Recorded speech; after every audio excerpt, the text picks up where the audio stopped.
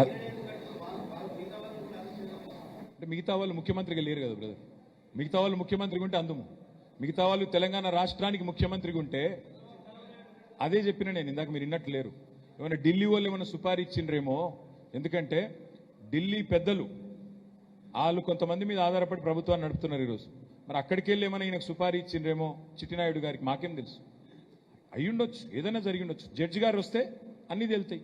అదే అందుకే అడుగుతున్నాం, ఎందుకంటే మాకు పోలీసుల మీద నమ్మకం లేదు.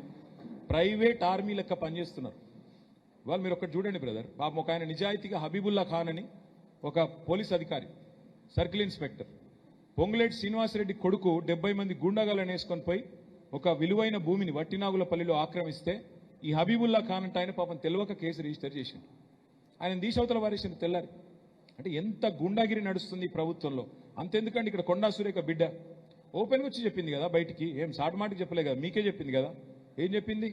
రోహిన్ రెడ్డి అనేటోడు తుపాకీ పెట్టి బెదిరించిండు, మా సుమంత్కేం సంబంధం లేదు, ముఖ్యమంత్రి తమ్ముడు లాంటి రోహిన్ రెడ్డి చెప్పిండు. ఏమైనా యాక్షన్ అయిందా ఇప్పటివరకు? పోలీసులు ఏమైనా పీకినరా?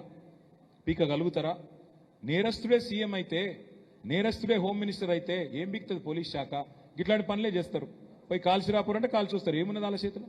కాబట్టి నా అనుమానం అయితే పక్కా ఇది ముఖ్యమంత్రి చేయించిండు అనేది నా అనుమానం. ఇది రాష్ట్ర ప్రజలు కూడా ఖచ్చితంగా ఒక నేరగాడు తన నేరాన్ని కప్పిపుచ్చుకోవడానికి విచారణ చివరి దశలోకి వచ్చిన స్థాయిలో తప్పకుండా కప్పిపుచ్చుకోవడానికి చేసిండు అని రాష్ట్ర ప్రజలు కూడా అనుమానం వ్యక్తం చేస్తున్నారు. ఈ అనుమానాలు నిజమా కాదా తేలాలి అంటే ఒక సిట్టింగ్ జడ్జిని వేసి విచారణ జరిపించండి అని కేంద్ర ప్రభుత్వాన్ని మేము డిమాండ్ చేస్తున్నాము. తప్పేముంది అందులో?